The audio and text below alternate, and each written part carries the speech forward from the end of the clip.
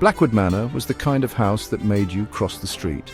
It was big and old, with pointy towers and windows that looked like sleepy eyes. The paint was peeling, and the gate made a sound like a screaming cat whenever the wind blew. Most people in the town of Gloomsville thought it was haunted, and you know what? They were totally right, but the ghosts inside weren't scary. They were just really, really bored. They had been haunting the place for over 100 years, and frankly, scaring people was getting old. It was the same thing every time. Float a little, rattle some chains, make a spooky woo sound, yawn. So the Phantom family decided to change things up. Instead of being spooky, they decided to be silly. They were the Manor Misfits, and their main goal was to have fun. They threw parties, played pranks, and generally caused a ruckus. Their leader was Baron von Phantom, a ghost who still wore a fancy suit from the 1800s.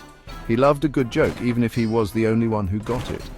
He would practice his stand-up comedy routines in the dusty ballroom, telling jokes to an audience of cobwebs and a single unimpressed bat.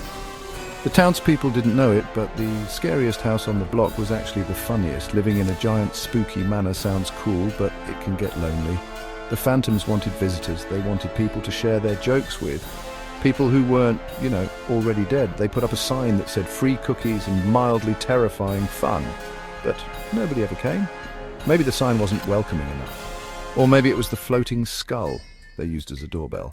Whatever the reason, the Phantoms were a family of party animals with no one to party with.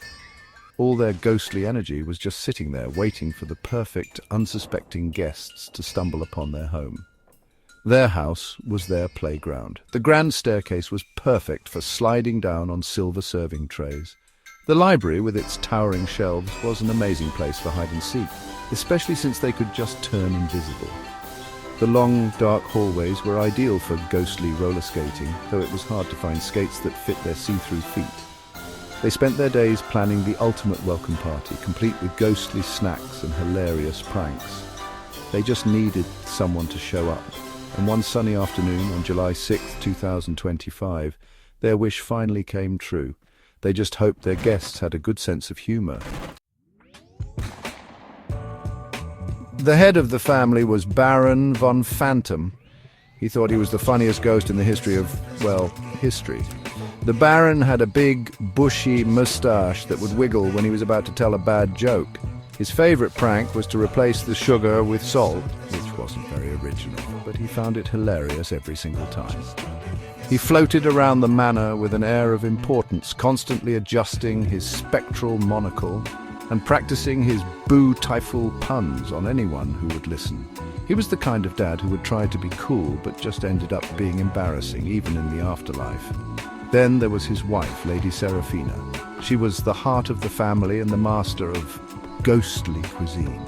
Seraphina loved to cook, but her food was a little different. She made things like scream of mushroom soup and phantom peppers that were completely see-through. You could eat them, but they didn't really fill you up.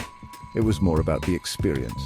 She would hum cheerful tunes in the kitchen, her ghostly form shimmering as she stirred a pot of invisible stew. She was a sweet, gentle soul, unless you insulted her cooking. Then she might just accidentally drop a bucket of cold, slimy ectoplasm on your head. Their kids were a handful. First, there was Gus, the teenage ghost. Gus was all about dramatic entrances. He'd phase through a wall with his arms crossed, trying to look cool and mysterious. His main hobby was moving objects around when people weren't looking.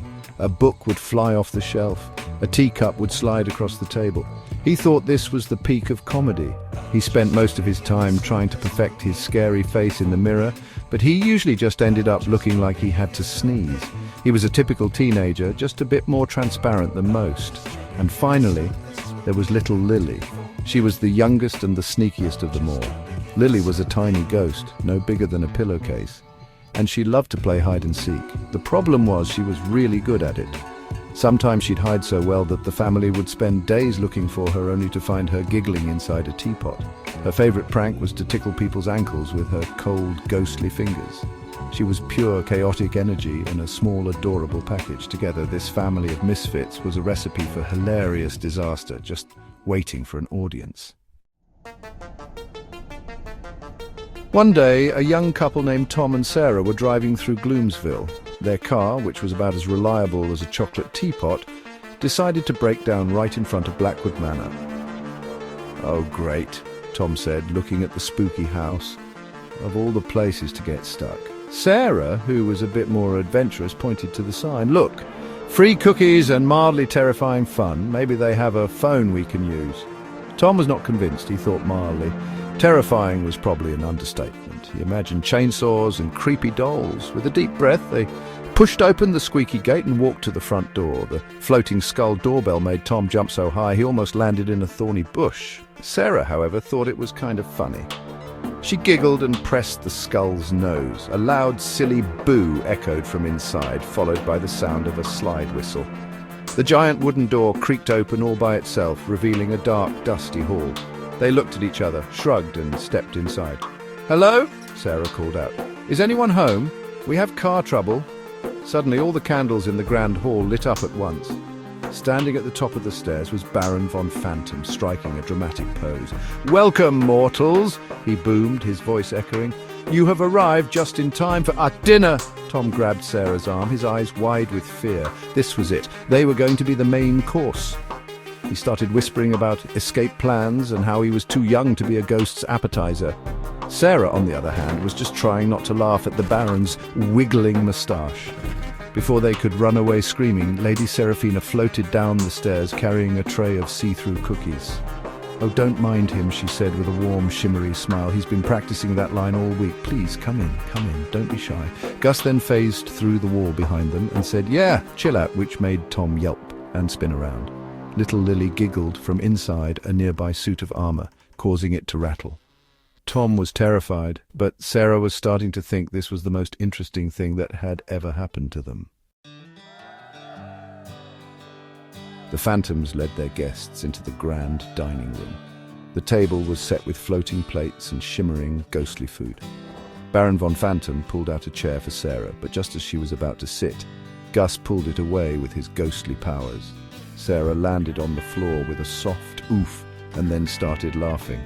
Tom rushed to help her, looking nervously at the ghosts, but the entire Phantom family burst into cheerful, echoing laughter.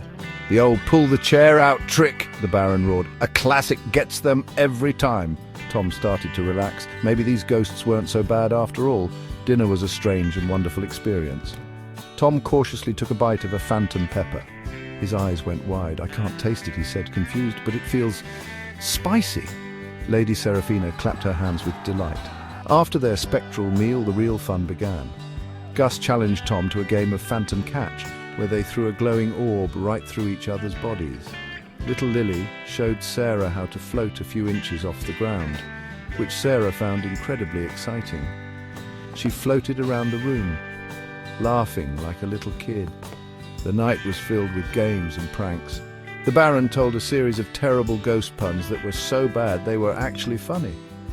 Why are ghosts bad liars? Because you can see right through them. They played hide and seek in the dark, which was very challenging when half the players were invisible.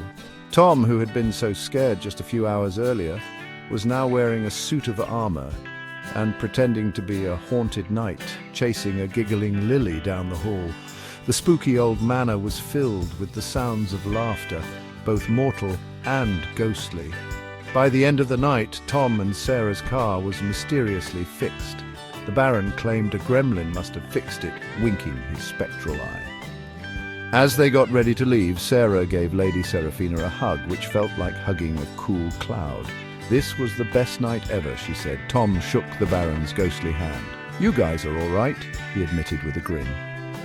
From that day on, Tom and Sarah visited the Manor Misfits every weekend. The spooky house was no longer a place to fear, but a place of friendship and fun, proving that even a haunted house can feel like a home.